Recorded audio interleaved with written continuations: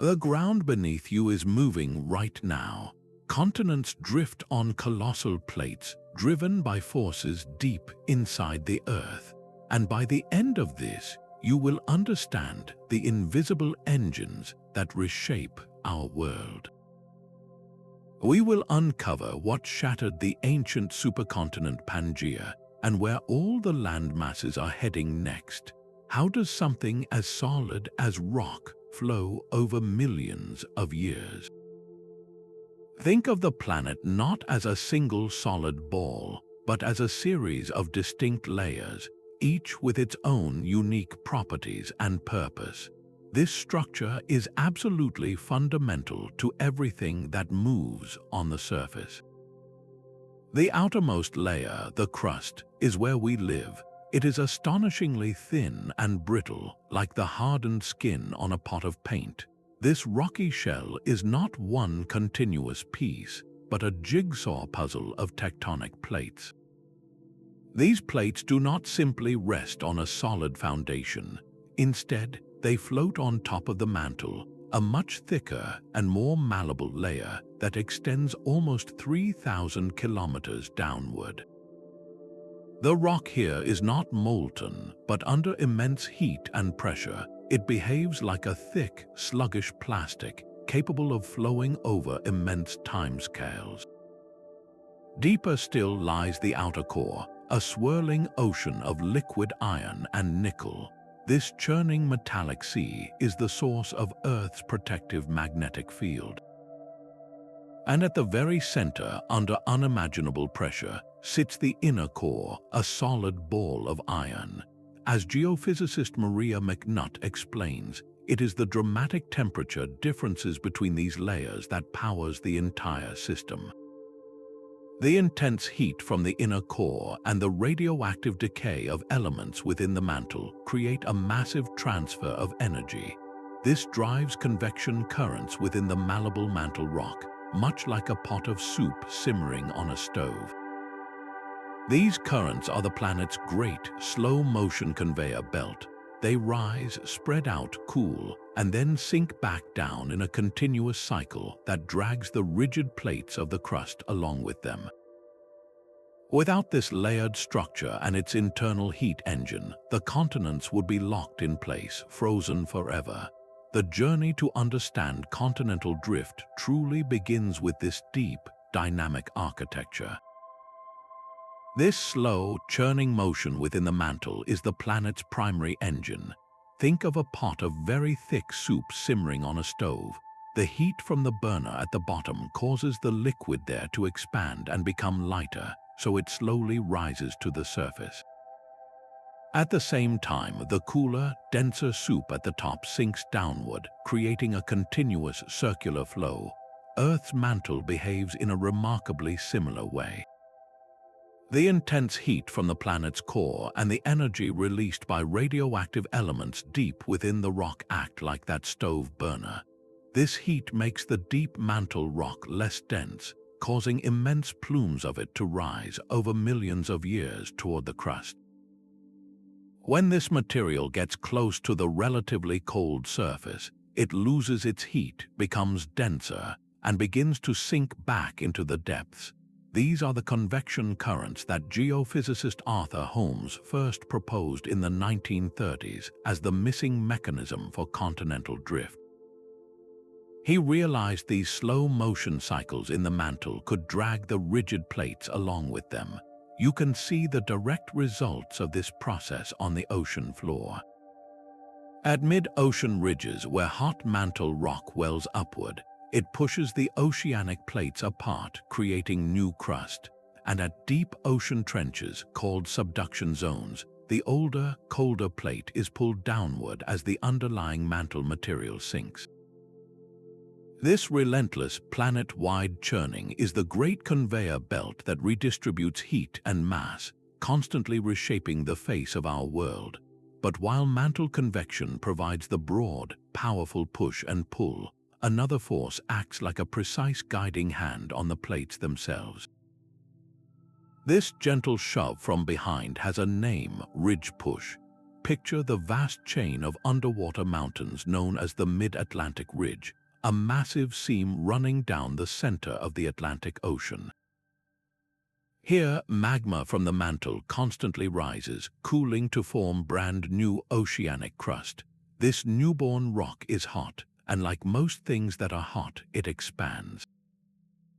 This thermal expansion creates a broad, elevated swell, a gigantic slope that falls away on either side of the ridge for hundreds of miles, and gravity never rests. It constantly tugs on this immense, sloping mass. The weight of the newly formed lithosphere high on the ridge wants to slide downhill. It cannot collapse because the rock is solid, but it can push. This gravitational sliding exerts a powerful, outward force on the adjacent plates, effectively shoving the Americas away from Europe and Africa. Think of it as a colossal, slow-motion landslide, but one where the entire plate is the sliding block. This is not a sudden jolt but a persistent, relentless pressure. The process is most effective in young ocean basins like the Atlantic, where the lithosphere near the ridge is still warm, buoyant, and actively forming. Over millions of years, this gentle but insistent push from the ridge plays a major role in widening entire oceans. Yet, as one force works to pull continents apart, another, even more powerful force is constantly working to pull them back together. But this gentle push from the ridges is often overpowered by a far more dominant force, a relentless pull from the depths. This is the power of slab pull. As an oceanic plate ages, it drifts away from the warm, buoyant mid-ocean ridge and cools over millions of years. The rock becomes colder, denser, and heavier until it begins to founder. At the edges of continents or where plates collide, this old, dense plate bends and starts its descent back into the hot mantle, creating a deep ocean trench. The leading edge of the plate, now a cold, heavy slab, sinks under its own immense weight. It does not sink gently. It plunges downward, and as it does, it pulls the entire trailing section of the plate behind it, like a heavy anchor dropping into the sea and dragging its chain. This creates a powerful, suction-like effect that accelerates the plate's movement. Of all the forces acting on the tectonic plates, slab pull is considered the single most powerful driver. You can see its dramatic effects along the western edge of South America. There, the Nazca Plate is being pulled down beneath the continent at a remarkable speed. This intense subduction not only generates the massive earthquakes that shake the region, but also crumples the entire edge of the South American plate, thrusting the Andes Mountains skyward. Research by geologists indicates that this sinking slab force can be responsible for more than half of a plate's total velocity. It is the primary engine for closing ancient ocean basins and for building some of the world's most spectacular mountain ranges. With these three great forces at work, the constant churn of mantle convection, the steady push from the ridges, and the dominant pull of the sinking slabs, the stage is set for the drama that unfolds where the plates themselves meet. These boundaries are where the slow, immense forces we have discussed become dramatically visible. They are the seams of our planet, the lines where the great plates meet, and their interactions define the very landscape we inhabit. There are three primary ways these plates can interact, and each one tells a different story of creation and destruction. The first is a divergent boundary, where two plates are pulling away from each other. This is the work of ridge push in action. As the plates separate, the crust thins and fractures, creating a deep rift. Hot magma from the asthenosphere below wells up to fill the gap, cooling to form brand new crust. You can witness this process on a continental scale in East Africa, where the African plate is slowly tearing itself apart along the Great Rift Valley. This is where a new ocean is being born, a process that will, over millions of years, eventually split the continent in two. In the vast expanse of the ocean, This same process builds the immense mid-ocean ridge systems that encircle the globe. But where plates move apart in one place, they must inevitably collide in another. This collision happens at convergent boundaries, and here the dominant force is slab pull. When two plates move toward each other, one of two dramatic things occurs. If at least one of the plates is oceanic, its dense, heavy nature will cause it to dive beneath the other plate in a process called subduction. The sinking slab pulls the rest of the plate down with it, creating a deep ocean trench and generating immense friction and heat. This heat melts rock, feeding chains of violent volcanoes on the overriding plate.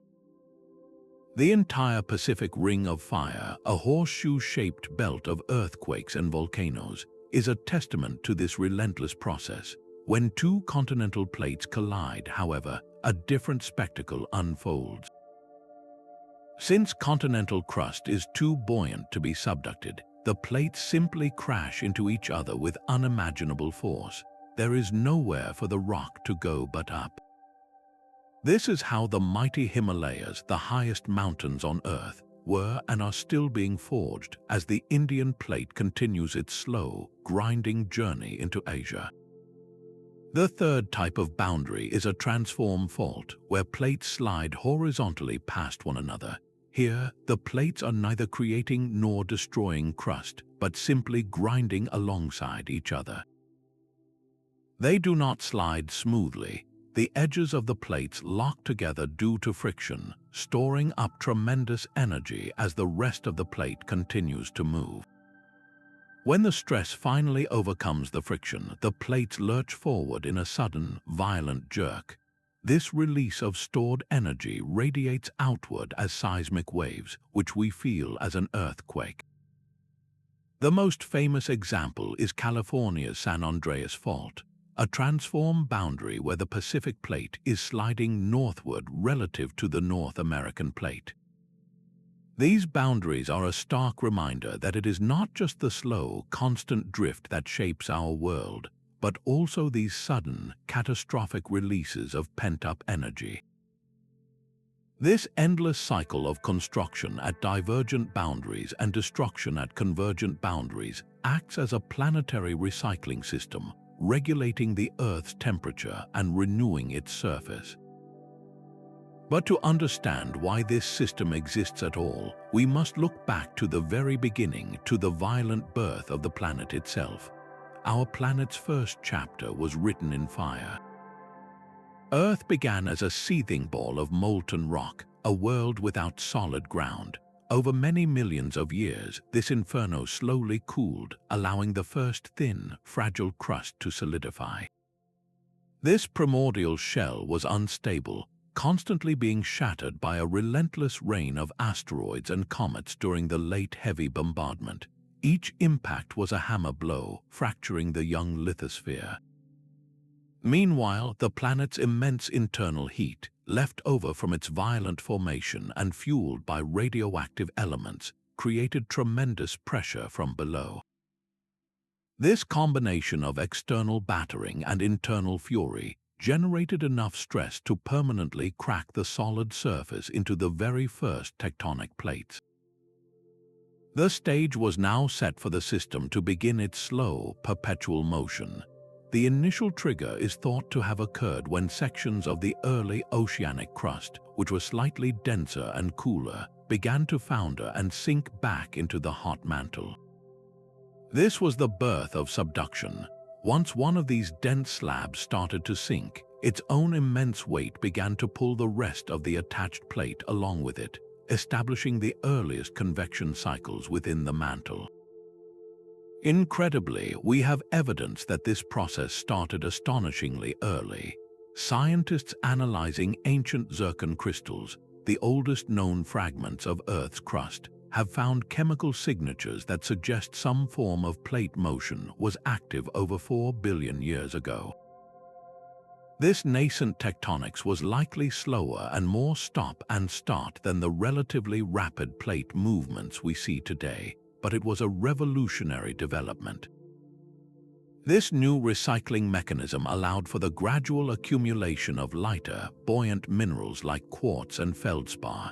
These materials, too light to be pulled back into the mantle, clumped together into the first protocontinents, the tiny, rugged seeds from which all future landmasses would grow. The slow awakening of these subterranean forces was a pivotal turning point, transforming a barren, ocean-covered world into a dynamic planet with continents, a water cycle, and the potential to one day support life. From these chaotic and humble beginnings, the great journeys of the continents were set in motion. For millions of years, those drifting continental seeds gathered, colliding and merging until, around 335 million years ago, they assembled into the greatest landmass our planet has ever known. Pangaea, a single colossal supercontinent stretched from pole to pole, a vast world of connected deserts, inland seas, and towering mountain ranges, surrounded by a single global ocean called Pangaea. You could have walked from what is now Brazil to Nigeria, or from the east coast of North America to the Rock of Gibraltar, without ever seeing an ocean. This unity is written in the stone itself. Identical fossils of the freshwater reptile Mesosaurus are found in both South America and Southern Africa, creatures that could never have crossed the salty Atlantic. Matching coal seams and distinctive mountain belts line up like puzzle pieces along the coasts of continents, now separated by thousands of miles of water. Yet this monumental union was not destined to last. The same forces that built it were already working to tear it apart. Deep beneath Pangaea, immense heat built up, likely from the insulation of so much continental crust. This triggered massive mantle upwellings that stretched and thinned the supercontinent from within. Around 175 million years ago, the Great Fracturing began. Rifts tore through the land, and as the crust pulled apart, magma welled up to form the first slivers of a new ocean basin. The Atlantic Ocean was born, a narrow, growing seaway that would eventually push the Americas westward, away from Europe and Africa. This monumental breakup did more than just redraw the map. It reshaped the very course of life on Earth. As the continents drifted, they carried their cargo of plants and animals into isolation. Species that once mingled on the connected supercontinent now evolved separately, giving rise to the wildly different flora and fauna we see in places like Australia and South America today. Ocean currents were rerouted, dramatically altering global climate patterns and creating new habitats. This entire epic, from assembly to breakup, is part of a grand, repeating pattern known as the Wilson cycle. Roughly every 300 to 500 million years, the relentless churn of the mantle gathers the continents together into a new supercontinent, only to eventually rip them asunder once more. Pangaea was merely the most recent chapter in this billion-year-old saga. Its story shows us that the ground beneath our feet is part of a living, breathing planetary system, a system whose next great act is already in motion. 250 million years from now, the face of our world will be almost unrecognizable. The slow but relentless dance of the continents, driven by the same ridge push and slab pull forces we see today, is already charting a course for the next great supercontinent. Geologists call this future world Amasia, or sometimes Pangaea Ultima. Imagine all the major landmasses we know today slowly converging, fusing together into one colossal landmass. Australia is steadily moving northward on a direct collision course with Southeast Asia. The Atlantic Ocean, which was born from the breakup of the ancient Pangaea, may actually begin to close as the Americas are pulled eastward to merge with a reunited Europe and Africa. Even isolated Antarctica is projected to drift north from the South Pole, potentially joining this new amalgamation. This is not mere science fiction. It is a projection based on the measured speeds and directions of the plates right now. The result would be a planet dominated by a single, vast continent with a truly global ocean. The climate of such a world would be extreme. The interior of this supercontinent, far from the moderating influence of the ocean, would likely become a scorching, arid desert.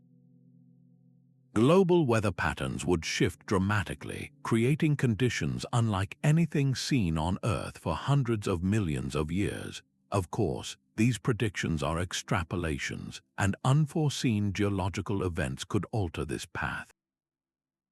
Yet this vision underscores a profound truth. Our civilization is just a fleeting moment in the epic, multi-million-year story of our dynamic planet.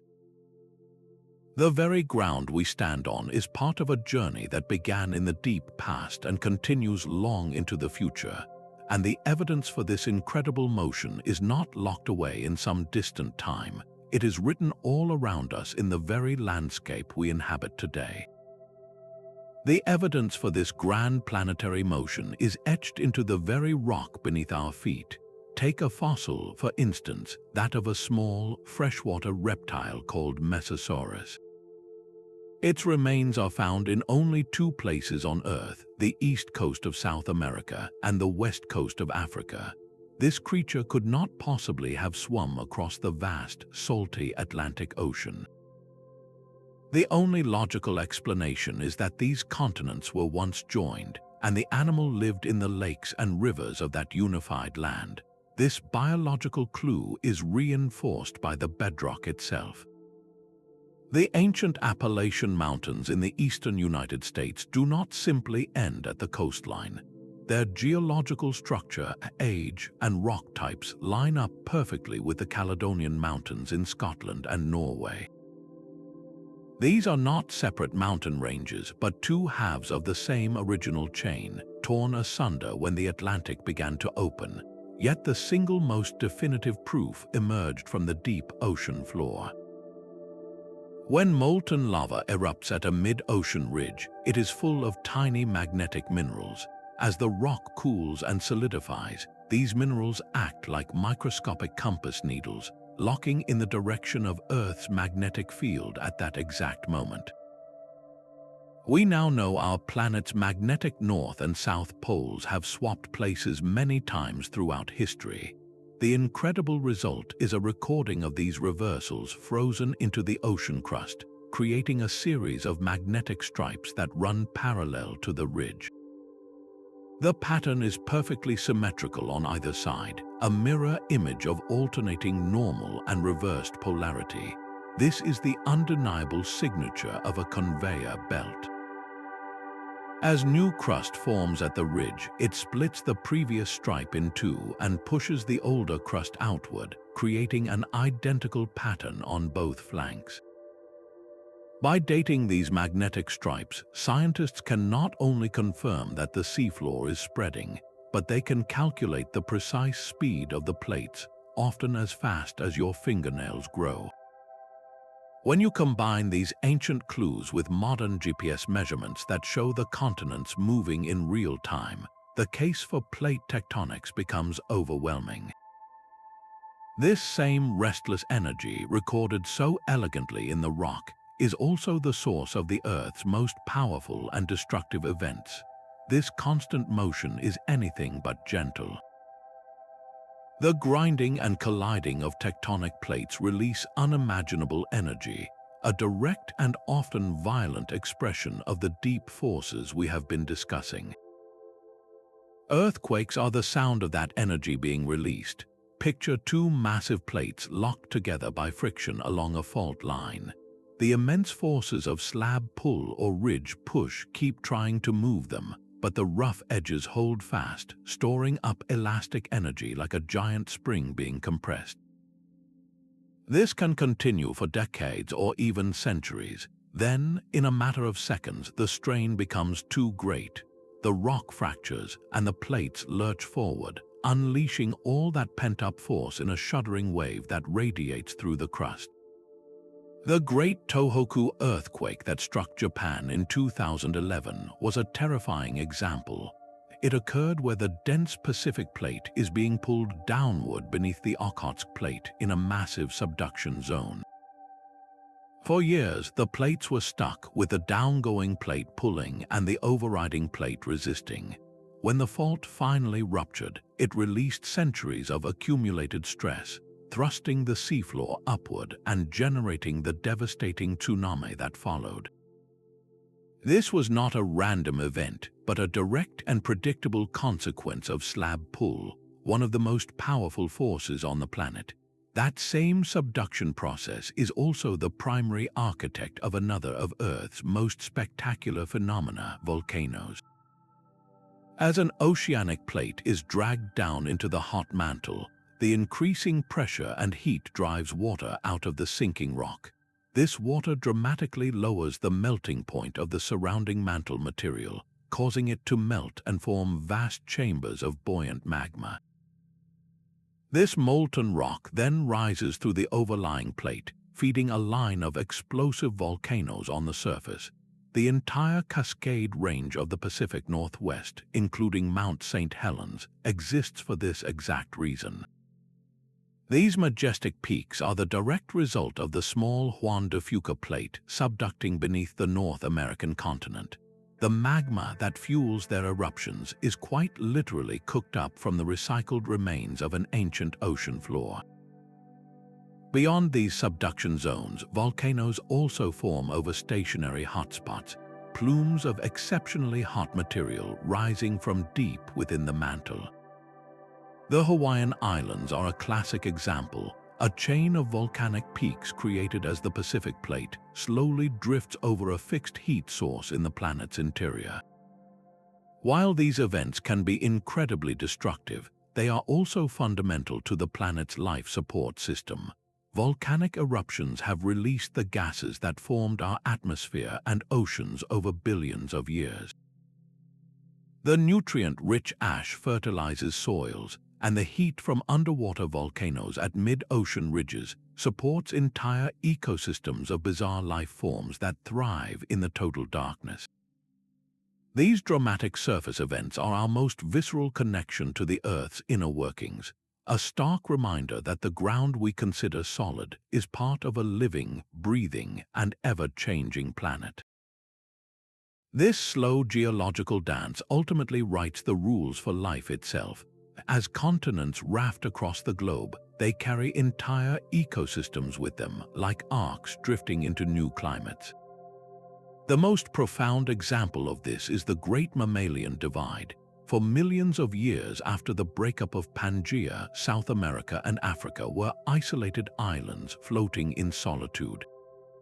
In this separation, evolution experimented freely. In South America, bizarre and unique creatures emerged like giant ground sloths and armored glyptodonts.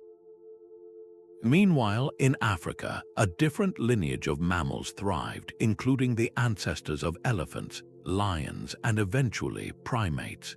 The same basic evolutionary starting point produced two completely different worlds, all because a once unified landmass was slowly torn in two by the forces beneath the crust.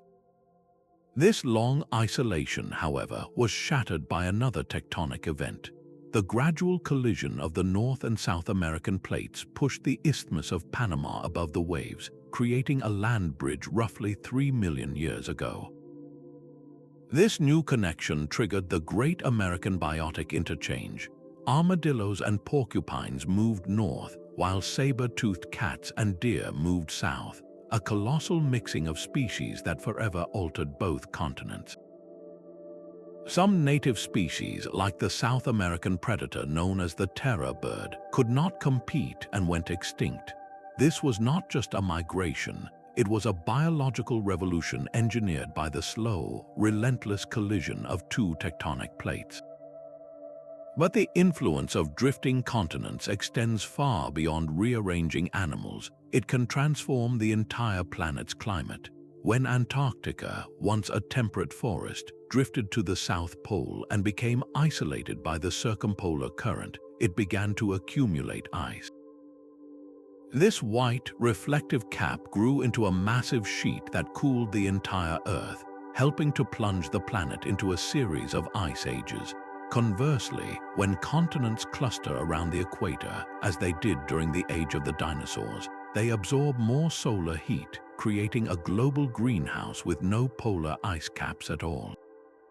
The very air we breathe and the temperatures we experience are deeply tied to the slow, monumental journeys of the continents. This reveals a humbling truth. The rise and fall of species, the climate we inherit, even the path of our own evolution, are all guided by these invisible subterranean forces. We are not merely living on the planet, we are participants in a story written in stone and driven by the deep Earth's restless energy. The story of human civilization is in many ways a story written by these drifting plates.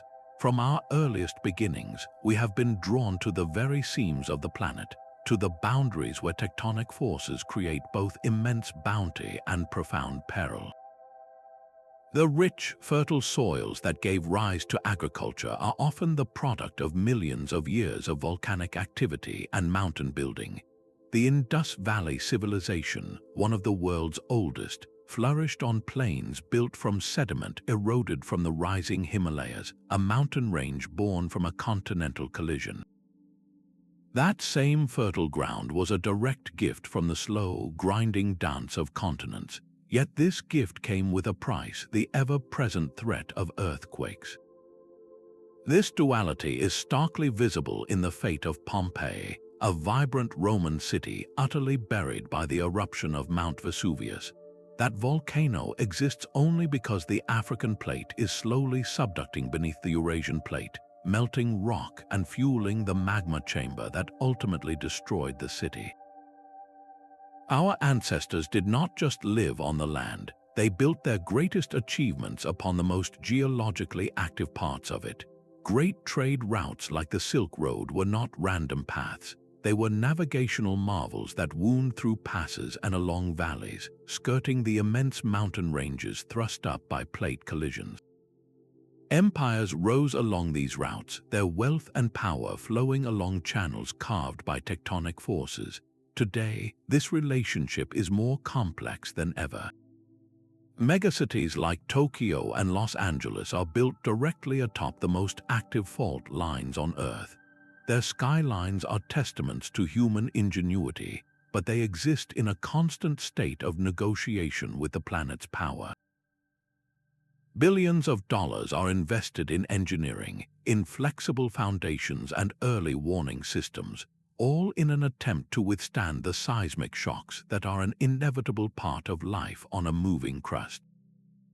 Our entire history is a testament to adapting to a dynamic Earth, a cycle of drawing life from the soil that volcanoes create and then building shelters strong enough to survive the earthquakes they also bring. As we look to the future, our greatest tool for navigating this relationship is our growing ability to see the invisible forces at work, to peer deeper into the Earth than ever before, and understand the engine that drives it all. We now have the technological eyes to watch the planet breathe. An armada of satellites orbiting high above the atmosphere uses incredibly precise GPS to measure the slow march of the continents in real time. They do not measure in miles or kilometers, but in millimeters per year, tracking the unceasing drift of North America away from Europe with the same accuracy you might measure the growth of a tree. Another technique, called in SAR, acts like a planetary medical scan, using radar to detect minuscule bulges and strains in the crust, often revealing the buildup of stress along a fault line long before an earthquake strikes. This is no longer theoretical, it is a direct, continuous observation of the Earth's living, moving skin. But to understand the full story, we must also look down into the dark depths of the ocean. Here, ships equipped with multi-beam sonar paint breathtakingly detailed maps of the seafloor, revealing the jagged peaks of mid-ocean ridges and the terrifying chasms of deep sea trenches, the very scars of plate creation and destruction. These tools show us the stage, but to see the actors, we need to listen. A global network of sensitive seismographs acts as a planetary stethoscope. When an earthquake rumbles anywhere in the world, its seismic waves travel through the Earth's interior, speeding up or slowing down depending on the temperature and density of the rock they pass through. By analyzing thousands of these pathways, scientists use a technique called seismic tomography to construct three-dimensional images of the mantle itself, revealing the colossal, sinking slabs of old ocean floor and the rising plumes of hot rock from the deep. We are not just mapping the surface, we are creating a CT scan of the planet's interior. The evidence is also buried in the mud. Deep-sea drilling vessels lower long pipes to the ocean bottom, extracting cores of sediment and rock that serve as a historical archive. These layered cores contain a record of past climates, ancient magnetic field reversals, and the fossilized remains of tiny sea creatures, all of which help us date the seafloor and reconstruct the opening and closing of ancient oceans. Even the magnetic memory of the crust is read from the air, with aircraft towing magnetometers that detect the subtle magnetic stripes frozen into the ocean floor, the very proof of seafloor spreading. This arsenal of technology has done more than just prove plate tectonics. It has given us a predictive science. We can now forecast with growing confidence the regions most at risk for catastrophic earthquakes and volcanic eruptions, saving countless lives. Our ability to probe these invisible forces has reached a point where we can now confront the puzzles that do not quite fit the map. Even with our advanced understanding, the Earth's crust still holds profound mysteries. The grand theory of plate tectonics is remarkably powerful, but it cannot yet explain every geological puzzle. Some pieces of the planet simply refuse to fit the map. Consider the immense Colorado Plateau, a vast, high-elevation tableland in the American Southwest. While the crust around it crumpled and folded to create the Rocky Mountains, the plateau itself remained remarkably stable and rigid, lifting upward as a single, unbroken block. Why did this happen when everything around it was deforming? The leading hypothesis points to a deep, cold, and strong root extending far down into the mantle, essentially acting as a formidable keel that stabilized the entire region against the tectonic forces squeezing it from all sides. This ancient block of lithosphere simply refused to bend, preserving a landscape of breathtaking canyons that tell a very different story from their mountainous neighbors. Another enigma lies in the incredible speed of the Indian plate. As it journeyed northward toward Asia, it moved at a breakneck pace, geologically speaking, covering thousands of miles in a relatively short period before its monumental collision. This velocity is far greater than standard slab pull models can easily account for. Was it riding on an especially vigorous mantle conveyor belt? Was it pulled by a now vanished subduction zone, a force known as slab suction? Or was it given an extra push from below by a massive mantle plume? The debate continues, highlighting that our models are still being refined. Perhaps the most fundamental mystery of all is how subduction even begins. What triggers that first, fateful crack in the oceanic plate that allows it to start its descent into the mantle? Once started, the process is self-perpetuating, but the initial break remains a subject of intense scientific investigation. Adding to the intrigue are powerful intraplate earthquakes, like the series of massive tremors that shook New Madrid, Missouri in the 1800s, far from any obvious plate boundary. These events reveal that ancient, hidden faults deep within a plate's interior can be reactivated by distant tectonic stresses, reminding us that the rigid plates are not unbreakable. These anomalies are not failures of the theory, they are its growing pains. They are the unanswered questions that drive science forward, compelling researchers to incorporate new data from satellites and seismic scans to create ever more sophisticated models of our planet's dynamics. This evolving understanding ensures that the map of our knowledge is never finished, constantly being redrawn just like the continents it describes. And at the heart of many of these ongoing mysteries lies a deceptively simple substance, one that is absolutely vital to the very mechanics of our planet, water. Water is the silent partner in this great geological dance. While colossal forces of heat and gravity provide the main push and pull, it is often water that decides how smoothly the plates will slide.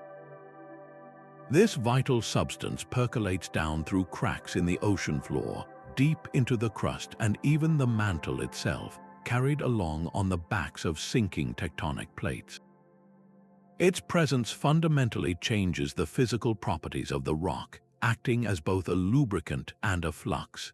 Along the immense fault plains where plates grind past one another, water pressure reduces friction. It pushes the rock surfaces slightly apart, allowing them to slide more easily and preventing them from locking together as tightly. This can mean the difference between a series of small, frequent tremors and the terrifying buildup to a single, catastrophic megaquake. In regions where the crust is exceptionally dry, like parts of the central Andes, the plates can become completely locked, storing immense strain over centuries that is eventually released in a devastating jolt. But water's influence runs even deeper. As a subducting plate sinks, the increasing heat and pressure force the water out of its hydrated minerals. This liberated water then rises into the hot mantle rock above it. Here, it performs a kind of chemical magic, drastically lowering the rock's melting point. Solid rock that would otherwise remain firm suddenly turns into buoyant magma, which then ascends to fuel the violent volcanic chains that line the continents. The Mariana Trench offers a stunning example of this entire process in action. There, the Pacific Plate bends and plunges downward, carrying vast quantities of seawater deep into the earth. As it descends, the water it carries triggers some of the deepest earthquakes ever recorded and feeds the volcanism that built the Mariana Islands. This global hydrous cycle is a key modifier of the great tectonic forces, subtly adjusting the efficiency of slab pull and the gentle pressure of ridge push. It illustrates that continental drift is not just a story of brute mechanical force, but an intricate interplay of physics and chemistry, where a simple molecule of water can guide the collision of continents and the birth of mountains. The very character of a tectonic plate dictates its speed. Not all plates are created equal, and their individual journeys are shaped by a unique geological passport of age, composition, and strength. Take the Cocos Plate off the coast of Central America. It is a young, thin sliver of oceanic crust composed of dense, heavy basalt. This combination makes it exceptionally vulnerable to the powerful grip of slab pull, dragging it down beneath the continent at a rapid pace and fueling the intense volcanism of the region. In stark contrast, consider the ancient continental heartland of Siberia. This is a craton, a vast block of crust that has been stable for billions of years. It is incredibly thick, buoyant, and strong, largely resistant to the forces that easily subduct oceanic plates.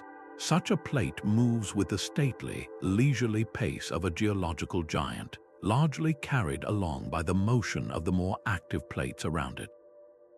This fundamental difference between dense, sinking oceanic plates and buoyant, floating continental plates is the primary reason our planet has both deep ocean trenches and high mountain ranges. The composition of the rock itself is a deciding factor, but even within a single plate, weakness matters.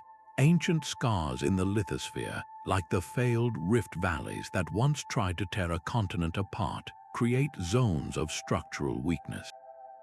When tectonic stress is applied to the entire plate, it is along these pre-existing lines of fragility that the crust will most readily buckle, bend, or twist. This localization of deformation can guide the formation of new mountain belts or influence the path of an entire plate's motion. Understanding these variations is not merely an academic exercise. It explains why some corners of the world are rocked by frequent, powerful earthquakes, while others remain seismically quiet for millennia. It tells us where to find certain metal deposits, which are often concentrated at the boundaries of these ancient cratons, and helps us locate geothermal energy sources. The grand, global engine of mantle convection provides the power, but the local geology of each plate acts as a complex transmission, determining how that power is expressed on the surface. This interplay between immense force and local structure is what carves the fine details of our world, from the largest mountain range down to the smallest fracture in the rock beneath your feet. The immense journeys of continents are written in the tiniest grains of rock. While we see the grand results in mountain ranges and ocean basins, the actual movement is driven by changes happening at a microscopic, even atomic, level.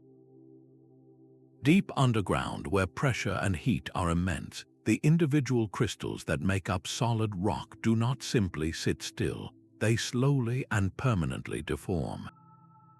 Two primary mechanisms allow this to happen. The first is called dislocation creep, where imperfections in the crystal's atomic lattice migrate through its structure, allowing the mineral to change shape grain by grain. The second is diffusion, where atoms themselves detach from areas of high stress and slowly drift through or around the crystal to reattach in a more relaxed position. These are not rapid breaks, but a slow, viscous flow of solid matter. Over millions of years, this relentless stress forces the countless mineral grains within a rock to rotate and align themselves, like iron filings organizing around a magnet. This alignment creates a distinct fabric within the rock, a permanent record of the direction and nature of the forces that shaped it. In the mantle rock known as peridotite, the mineral olivine is particularly telling. Its long crystals act like tiny compass needles, systematically orienting themselves in the direction of the mantle's flow. By studying the orientation of these crystals in rocks that have been brought to the surface, geologists can effectively map ancient convection currents that existed hundreds of kilometers deep, reading a story of flow from a single grain. In laboratories, we replicate these extreme conditions to watch the process unfold. Using immense presses and furnaces, scientists subject tiny samples of rock to pressures exceeding 50,000 times our atmosphere and temperatures hotter than lava. These experiments reveal a critical truth. Rocks are not simply strong or weak. Their strength changes depending on the conditions. Some rocks weaken dramatically under sustained strain, becoming ductile and flowing easily, while others can become stronger and more brittle.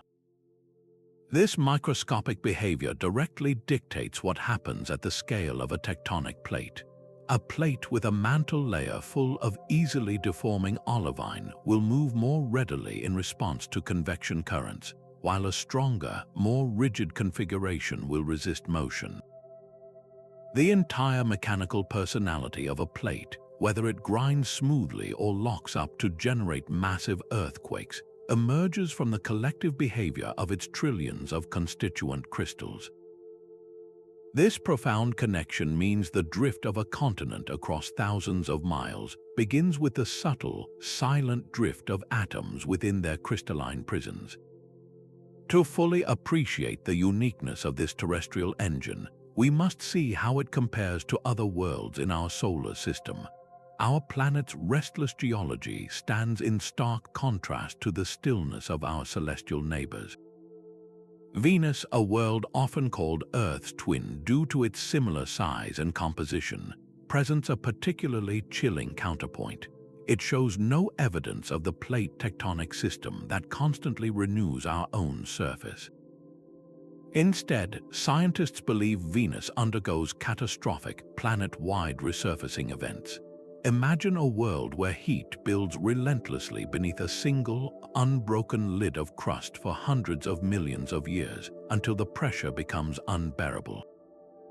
The entire surface then fractures and melts in a global volcanic outpouring, erasing all previous landscapes in a geological instant. This stifling cycle is likely due to Venus's scorching surface temperature and bone-dry environment. Without water to lubricate its rocks and facilitate subduction, the planet cannot sustain the smooth, continuous recycling of plates that Earth enjoys. Mars tells a different story, one of a world that was once active but has now largely shut down.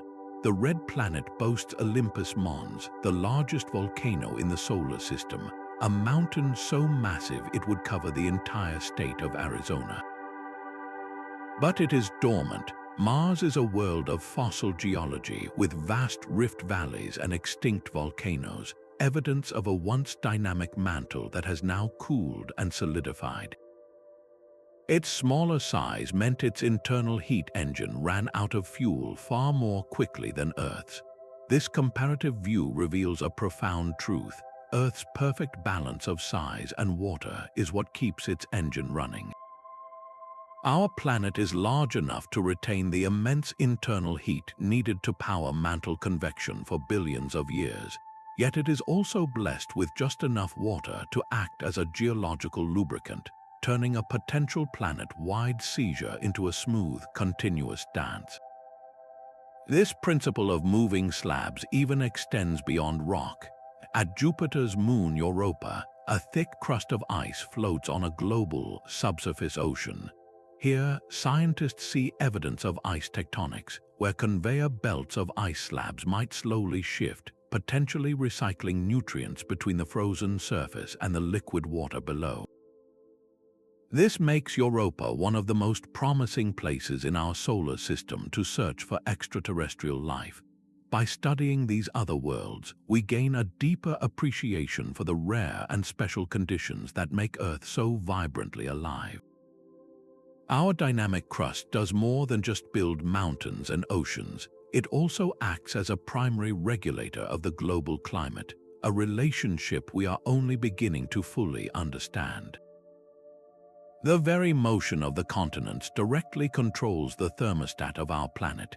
Deep within the Earth, another vital cycle works in concert with the shifting plates, a slow dance of construction and destruction that stabilizes global temperatures over millions of years.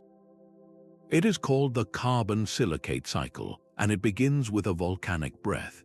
As tectonic activity drives volcanism, immense quantities of carbon dioxide gas are released from the planet's interior into the atmosphere.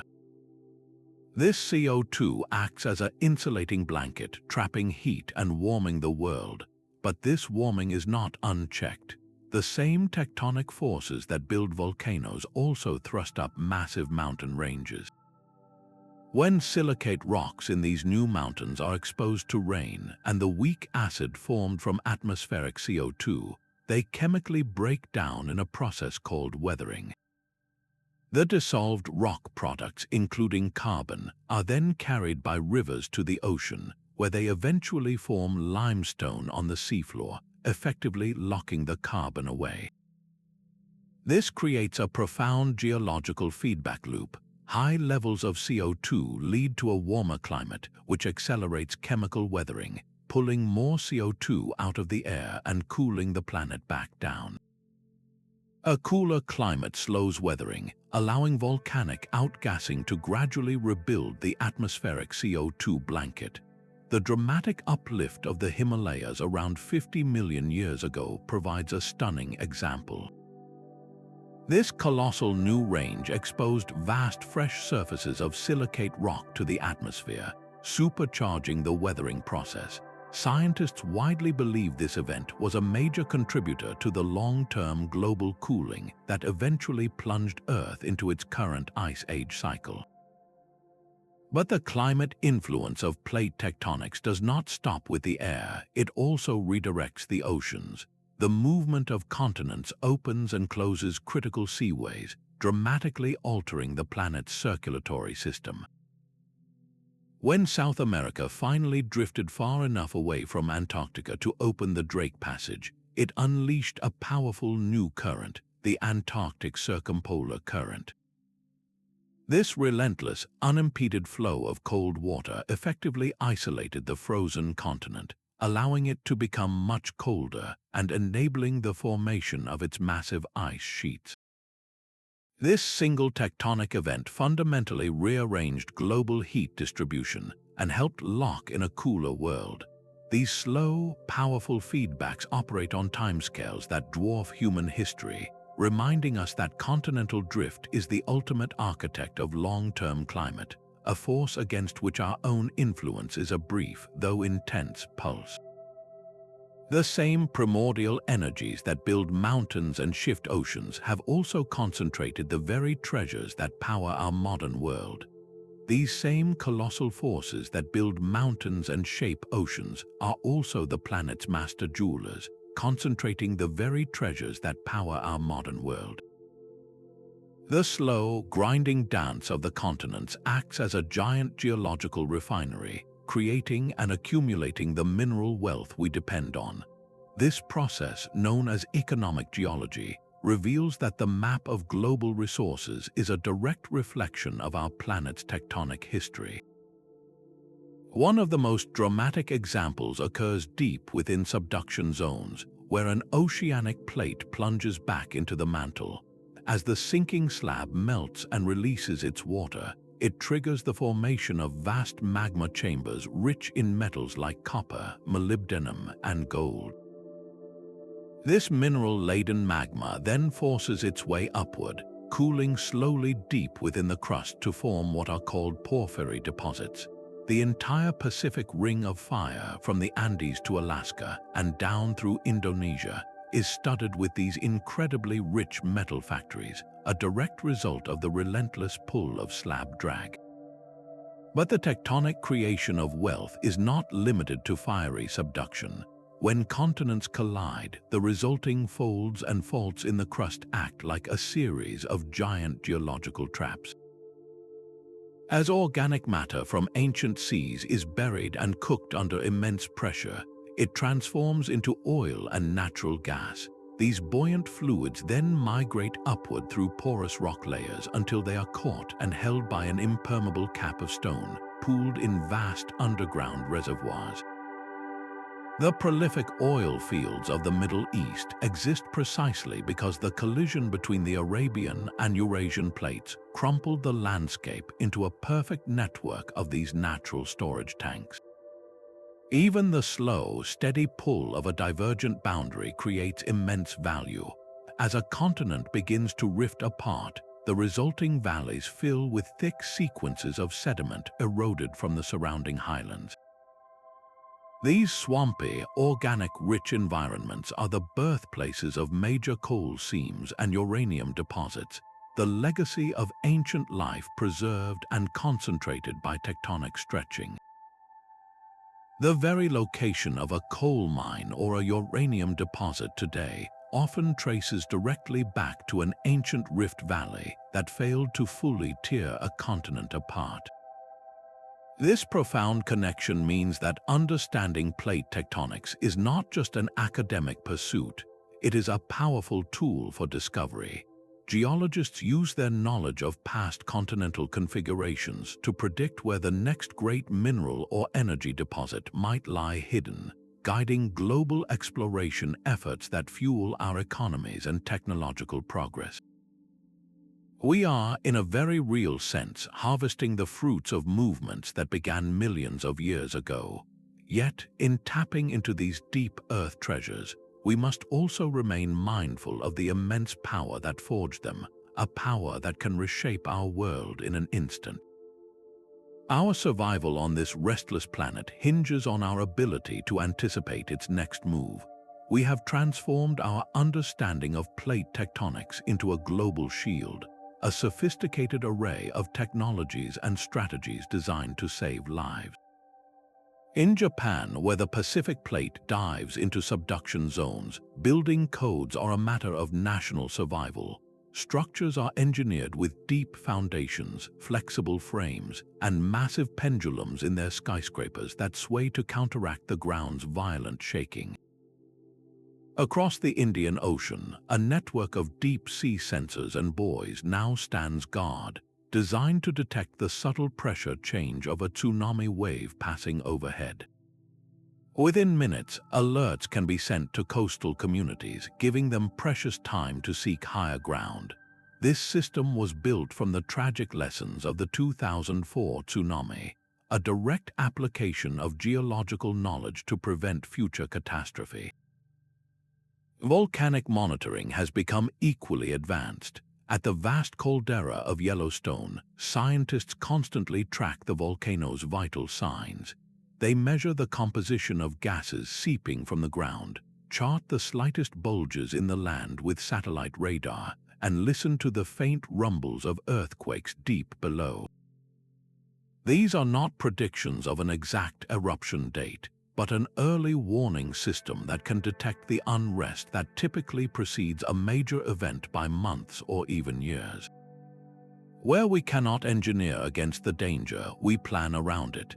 Land use regulations in cities like San Francisco and Istanbul increasingly restrict critical infrastructure from being built directly atop active fault lines, a simple yet powerful acknowledgement of the unstoppable forces below. But technology and laws are only part of the defense. The human element is just as crucial. Every year, millions of people across California and other seismic regions participate in the Great Shakeout Drill, practicing the simple but life-saving actions of drop, cover, and hold on. This massive public education effort ensures that when the ground does heave, the response is instinctual, not panicked. These layered strategies, from hardened infrastructure to educated citizens, form a comprehensive approach to risk mitigation. They represent a profound shift in our relationship with the planet, from passive victims to proactive adapters. We have accepted that we cannot stop the continents from drifting, but we can absolutely build a society that is resilient enough to withstand their motion. The next frontier lies in refining our foresight, moving from hours of warning to perhaps days or weeks, giving us even greater power to coexist with the dynamic Earth we call home. The quest to map the planet's inner machinery is now pushing into realms once considered pure science fiction. Supercomputers are running simulations of the entire mantle's flow, digital models so complex they can incorporate millions of data points from real-world sensor arrays. One such project, EarthScope, deployed a massive moving grid of seismometers across North America, effectively giving the continent a decades-long ultrasound. These instruments recorded the faintest shudders from distant quakes, allowing scientists to trace the paths of seismic waves and piece together a three-dimensional image of the rock far below, revealing the churning architecture of convection cells with stunning clarity. Meanwhile, the ambition to touch the mantle itself is driving new engineering marvels.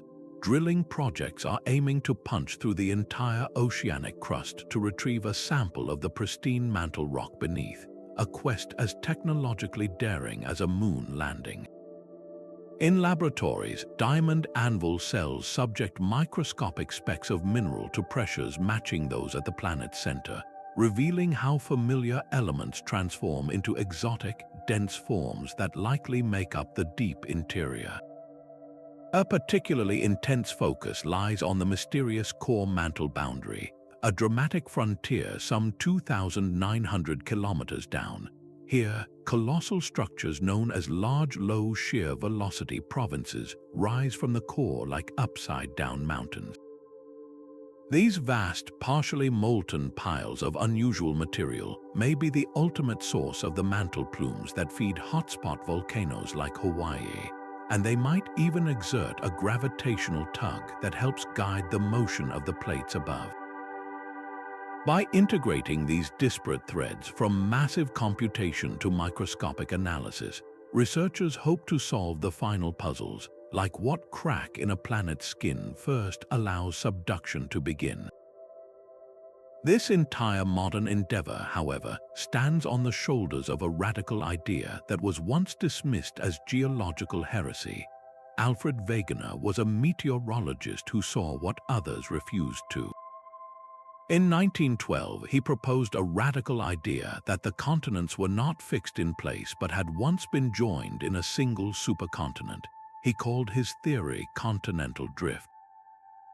His evidence was compelling. The near-perfect jigsaw puzzle fit of the South American and African coastlines, identical fossil species found on opposite sides of the Atlantic, and matching ancient mountain belts. Yet the geological establishment of his day ridiculed him mercilessly. The central question they posed was one he could not satisfactorily answer: what force could possibly be strong enough to move entire continents?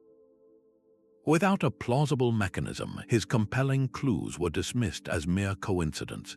Wegener spent the rest of his life defending his theory, dying on an ice sheet in Greenland, still searching for proof he would never find.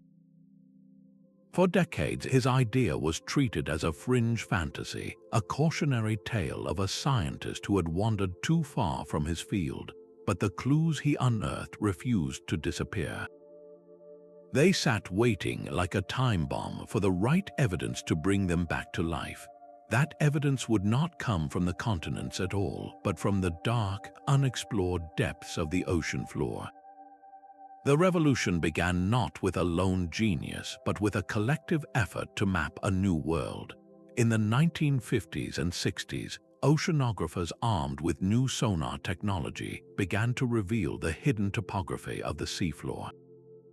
They discovered the global system of mid-ocean ridges, colossal underwater mountain chains winding through every ocean basin. Even more startling were the deep ocean trenches that flanked the edges of continents and island chains. These features demanded an explanation, and a handful of visionary scientists provided it. Harry Hess, a geologist and naval officer, proposed the concept of seafloor spreading. He suggested that the mid-ocean ridges were cracks in the Earth's crust where magma welled up, creating new oceanic floor that then spread outward, carrying the continents along like suitcases on a conveyor belt. This was the engine Wegener had been missing. At the same time, researchers towing magnetometers behind ships made an even more definitive discovery. They found that the ocean floor was striped with a symmetrical pattern of magnetic anomalies, a perfect recording of the Earth's magnetic field reversals frozen in time. This was the smoking gun. It proved that the seafloor was indeed moving, spreading apart at the ridges and recording the planet's history as it went. The final piece of the puzzle came from J. Tuzo Wilson, who explained the transformative nature of plate boundaries and how the entire system formed a coherent, unified theory. The old, dense oceanic crust created at the ridges must eventually be destroyed, and he pointed to the deep ocean trenches as the sites of this destruction, where the seafloor plunges back into the mantle in a process we now call subduction. This completed the cycle, providing the pull that balanced the push from the ridges. Wegener's continental drift was reborn as the comprehensive theory of plate tectonics. The story of its acceptance is a powerful lesson in how science truly works. It is not a straight path from question to answer, but a messy human process often resistant to change. Established beliefs can become entrenched, and new ideas, no matter how compelling, can face fierce opposition. The eventual triumph of plate tectonics demonstrates science's greatest strength, its capacity for self-correction. When the weight of new data becomes overwhelming, the paradigm must shift. This history encourages a certain humility, a recognition that our current understanding is always provisional, and that the next great discovery might be waiting just beyond the edge of the map, hidden in a detail we have not yet learned to see. The same forces that build mountains are now being recreated in classrooms with shaking tables and virtual reality headsets. Students can witness a slab of oceanic plate dive into a mantle in an interactive simulation, feeling through a controller the immense resistance and then sudden slip of a transform fault. Museums have become portals into the Earth's interior, where visitors can walk through a scaled-up cross-section of a subduction zone or experience the jarring vibrations of a major earthquake in a safe, controlled simulator. These are not just exhibits, they are experiences designed to make the abstract tangible. Online, educational platforms tap directly into the data streams of global monitoring networks, allowing a student in a classroom to track the live drift of the Pacific Plate or analyze the seismic waves from a quake that shook the world just minutes before. This direct engagement transforms plate tectonics from a chapter in a textbook into a living, breathing planetary process. By capturing the inherent drama of Earth's dynamics, educators are igniting a passion for geology in a new generation. These students will be the ones to solve the remaining mysteries, to develop the next generation of early warning systems, and to perhaps one day retrieve that first pristine sample from the mantle itself. This widespread dissemination of knowledge does more than just train future scientists. It builds a geologically literate public. When communities understand why the ground shakes or a volcano erupts, they are better prepared to respond and to support the policies and investments that save lives. Our relationship with the planet is fundamentally changing, moving from one of fear and mystery to one of respect and understanding. We are learning to see ourselves as part of a grand, dynamic system, our lives interwoven with the slow, inexorable drift of continents and the deep pulse of the Earth's heat.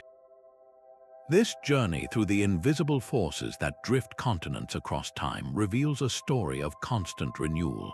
It is a narrative written in stone and driven by fire, a testament to a world that is never truly at rest, but always beautifully in motion.